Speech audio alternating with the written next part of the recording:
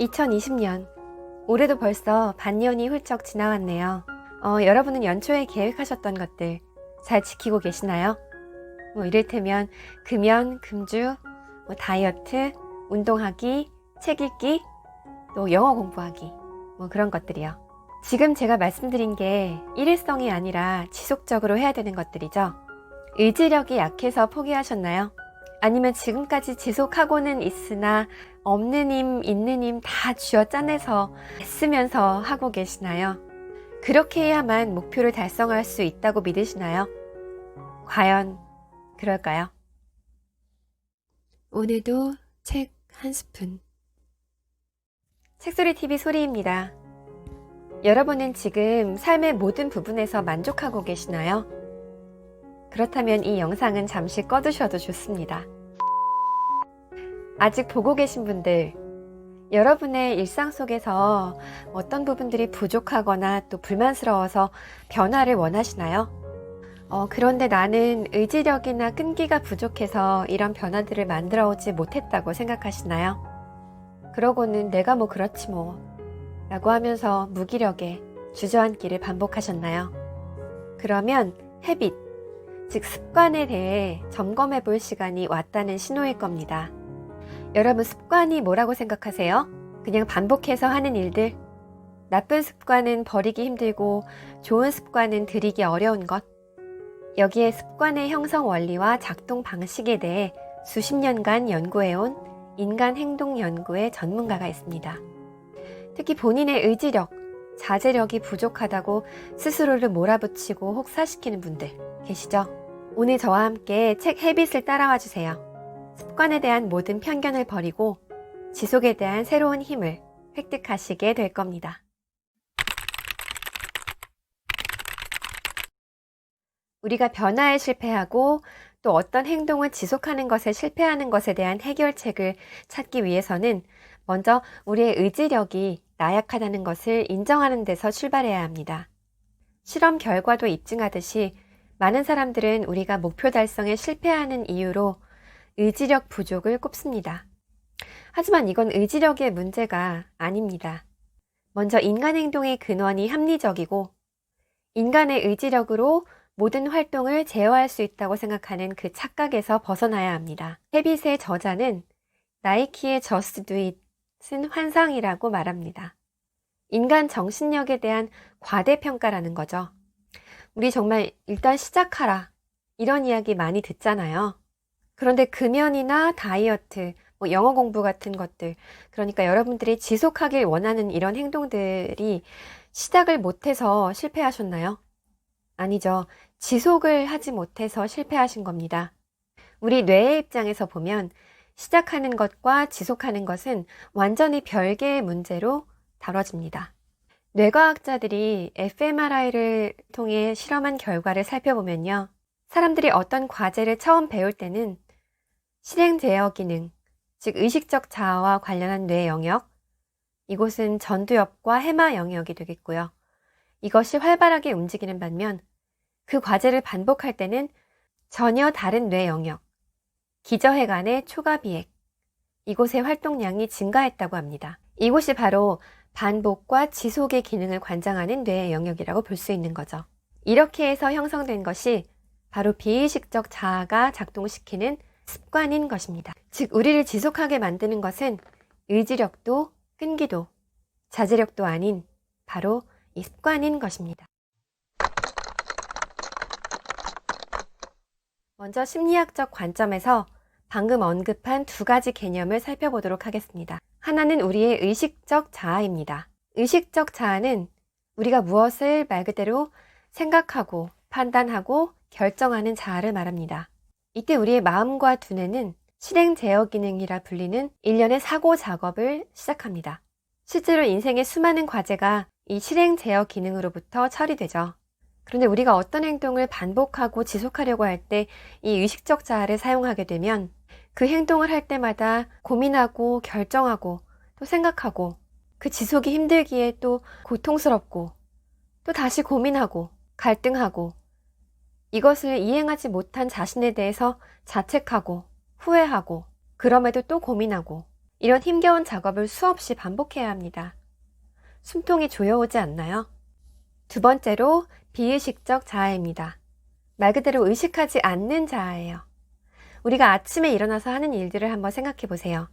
불을 켜고 물을 한 잔 마시고 이를 닦고 세수하고 그리고 아침을 먹고 문을 나서고 또 운전하시는 분들 한번 생각해 보세요. 여러분 운전하실 때 물론 초보분들 빼고 오늘은 이렇게 핸들을 잡고 이렇게 엑셀레이터를 밟고 이렇게 정교하게 운전해야지 적극적으로 이렇게 다짐하고 생각하고 판단하시는 분들 계시나요? 아니죠. 그냥 늘 하던 대로 의식을 기울이지 않고 자연스럽게 운전이라는 행위가 완성되는 겁니다. 이게 비의식적 자아가 주체가 된 행동이에요. 네, 여러분 눈치 채셨나요? 바로 이 의식적 자아를 개입시켜서 어떤 행동을 지속하려고 한다면 그것은 의지력에 기대는 것이고요. 반대로 비의식적 자아가 주체가 되어서 어떤 행동을 지속하려고 한다면 그것은 습관에 기대는 것입니다. 전자는 그 실행 제어 기능을 사용해서 언제나 그 행동을 억지로 일으켜야 되는 반면에 후자는 자동화 메커니즘에 따라 습관으로 정착되어 지속적으로 그 행위가 힘들이지 않고 반복될 수 있는 거죠. 이 둘 중에서 어느 쪽이 지속이 가능할까요? 또 습관이 우리 삶에서 중요한 또 한 가지 이유는 이 의식적 자아가 주체가 된 실행 제어 기능은 물론 우리 삶에서 많은 문제들을 해결하지만 무언가를 계속 의식적으로 고민하고 선택해야 되기 때문에 엄청난 정신력 소모가 있기 때문입니다. 어떤 행동을 지속적으로 하는데 의식적 자아의 모든 에너지를 빼앗겨 버리면 그것에 몰두하느라고 다른 것들은 간과되기 쉽겠죠. 하지만 비의식적 자아는 다릅니다. 이것은 치러야 할 기회비용이 없어요. 자동 조종 모드이기 때문이죠. 이것이 바로 우리가 습관에 주목해야 할 이유입니다. 좋은데 그 습관이라는 것을 어떻게 만들면 좋을까요? 저자는 자동으로 작동되는 이 습관 설계 법칙을 활용한다면 우리가 원하는 바람직한 습관을 형성할 수 있다고 말합니다. 저자가 소개하는 습관 설계 법칙을 3가지로 추려봤는데요. 하나씩 살펴보시죠. 환경이 바뀌면 습관도 따라 바뀔 가능성이 큽니다. 흡연을 예로 들면 정부 차원에서 실내 흡연 규제를 한 것으로 흡연율이 큰 폭으로 줄어든 것도 흡연이라는 습관을 구성하는 환경을 바꾸어 성공한 사례죠. 또 하나, 어떤 실험을 예로 들어보면요.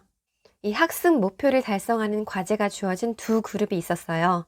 한 그룹은 공부를 독촉하는 알람을 설정하거나 또 SNS를 차단하는 기능이 있는 앱을 설치하거나 도서관 열람실을 예약하는 등의 그런 상황 변화나 혹은 설정을 했고 다른 그룹은 단순히 자신의 의지력을 사용해서 목표를 달성하려고 노력했는데요. 이 첫 번째 그룹이 이 다른 그룹에 비해서 목표 달성률이 높았다는 점도 상황 변화가 습관 변화를 촉진한다는 이론을 방증할 수 있겠죠. 그러면 습관의 변화를 유도하는 상황을 바꾸거나 조정하는 데 있어 아주 중요한 요소가 되는 마찰력이라는 개념을 살펴볼 필요가 있는데요. 마찰력이라는 건 어떠한 움직임을 제어하거나 방해하는 그런 힘을 말하겠죠. 간단하게 이를 활용한 기업의 마케팅 전략을 가져와 보면요. 여러분 버거를 시킬 때 사이드 메뉴는 따로 하세요? 이런 질문을 들어본 적이 있으신가요? 네, 이 질문은 사이드 메뉴를 시킬지 말지 고민하는 것을 방해할 마찰력을 제거하는 질문입니다. 넷플릭스에서는 우리가 어떤 것을 결정하기도 전에 드라마의 다음 에피소드가 시작됩니다. 요즘에 네이버페이나 페이코, 카카오페이로 결제하시는 분들 많으시죠? 굉장히 편리한 기능인데요. 이런 것들은 우리가 물건을 사고 결제를 하는 과정에서 여러 절차를 거쳐야 한다면 발생할지도 모를 그 마찰력을 사전에 제거해주는 역할을 합니다. 이것도 기업의 마케팅 전략 중에 하나라고 볼 수 있죠. 이 외에도 마케팅 전략으로서 마찰력을 제거하는 예는 수없이 많습니다. 그럼 반대로 이런 마찰력을 우리가 습관을 형성하는 데에 적용한다면요. 가장 손쉽게 적용할 수 있는 것은 거리 마찰력입니다. 다이어트를 하는 사람들은 집안에 아예 다이어트에 방해가 되는 음식들을 사다 놓지 않거나 또 뷔페에 가게 되면 음식이 있는 그 테이블과 먼 곳에 앉는다거나 뭐 이런 것들을 생각해 볼 수 있겠죠. 또 운동을 하려고 하는 사람들은 집에서 가까운 헬스장에 등록을 한다든지 또 아니면 더 가까운 공원에서 운동을 한다든지 이런 방법으로 마찰력을 제거할 수 있겠네요. 또 저축을 목표로 하는 사람들은 신용카드를 들고 다니지 않거나 핸드폰에도 저장하면 안 되겠죠. 현금만 쓰는 방법으로도 마찰력을 높일 수 있습니다. 이런 작은 시도들이 만들어내는 실질적 가치에 대해서는 습관 과학의 다양한 실험 결과를 통해 증명되고 있다고 합니다. 상황 신호라는 것은 그 습관의 형성에 관여하는 상황이 신호로 작용한다는 것에 착안해 우리가 습관 형성에 이용할 수 있는 개념입니다. 특히 시간이라는 상황 신호가 매우 유용한 것으로 보이는데요. 헬스장 신규 회원들을 대상으로 하루 중 운동의 패턴을 조사하는 연구가 있었는데요. 매일 아침 7시에 간다. 그리고 매일 저녁 식사 후에 간다. 시간이 날 때마다 수시로 간다. 이렇게 대답한 세 그룹의 사람들이 어느 쪽이 헬스장을 꾸준히 그리고 지속적으로 다녔을까요? 그렇습니다. 특정 시간을 언급한 그룹이 가장 오래 또 꾸준히 지속적으로 헬스장을 다녔다고 합니다. 그들에게는 7시라는 상황 신호가 습관과 자동적으로 연결되어 특별히 의식하지 않아도 그 시간이 되면 그냥 습관적으로 말 그대로 비의식적으로 운동하러 가는 것에 익숙해졌을 겁니다. 이렇게 어떤 행동에 대한 동기가 같더라도 상황 신호를 잘 활용할 수 있다면 습관 형성에 더 강력하게 작용할 수 있습니다. 또한 어떤 상황 신호를 통한 행동의 결과로 반복적인 보상이 이루어진다면 그것과 비슷한 상황이 왔을 때 우리의 주의를 잡아끌게 되고 그 행동을 반복하게 만들죠. 흡족한 보상을 받으면 뇌는 도파민을 내보내고 이 도파민은 또다시 우리가 그 행동을 계속하게끔 만들어주는 추진력을 줍니다. 물론 이렇게 해서 이 행동이 비의식적 자아의 영역으로 넘어가게 되면 그 뒤부터는 보상 없이도 이 행동이 자연스럽게 습관으로서 작동하게 되는 거죠. 상황과 마찰력을 적재적소에 배치하여 토대를 마련하고 그리고 나만의 신호와 보상으로 이 행동을 강화하도록 만들어 주었다면 이제 마지막 남은 과제는 반복하는 것이겠죠. 반복할수록 특정 행동은 더욱더 쉬워집니다. 그리고 이것이 이제 의식적 자아의 영역에서 비의식적 자아의 영역으로 그 자리를 옮겨가는 마법의 과정이 시작될 겁니다. 그리고 이렇게 해서 얻은 똑똑하고 영리한 의식적 자아의 여유를 중요한 다른 일을 처리하는 데에 활용하면 되겠죠. 오늘도 책 한 스푼. 책 헤빗은 인간행동 연구의 전문가이자 서던 캘리포니아 대학교의 심리학과 교수인 웬디 우드의 저작입니다. 웬디 우드는 현존하는 심리학자 중 가장 많은 인간의 행동을 관찰하고 탐구한 과학자로 손꼽히며 최초로 뇌과학과 심리학을 접목해 습관의 형성 원리와 작동 방식을 분석했습니다. 이 모든 연구와 통찰을 집대성하여 담은 것이 바로 이 책 헤빗입니다. 책에는 제가 소개한 내용뿐만 아니라 습관이 우리 삶을 어떻게 변화시킬 수 있는지, 또 이러한 습관의 작동 방식이 우리 개인에게, 또 우리 사회에 어떻게 기여할 수 있는지, 어떤 영향을 끼칠 수 있는지, 이런 것들에 대한 내용도 풍부하게 담겨 있으니 직접 읽어보시는 것도 추천드립니다. 내용이 복잡했지만 이거 하나만 기억해 주세요. 습관이라는 것은 우리 뇌의 의식적 영역이 아니라 비의식적 자아의 영역에서 작동한다는 것. 그래서 우리가 해야 할 일은 우리가 들이고자 하는 습관의 행동을 비의식적 자아의 영역으로 넘겨주는 일. 그때 습관 형성에 있어서 저자가 소개하는 유용한 법칙들을 활용하면 좋다는 것. 그래서 이 행동이 비의식적 자아의 영역으로 넘어가게 되면 더 이상 우리가 의식하지 않아도 자동적으로 이 행동이 습관으로서 작동할 것이라는 것. 이렇게 간단히 정리하니 쉽죠? 여러분은 지속하고 싶으신 것 뭐가 있으세요? 오늘부터 습관으로 하나씩 만들어 보자고요. 독서를 습관으로 만들고 싶으신 분 오늘도 꼭 책 한 스푼 하셔야겠죠?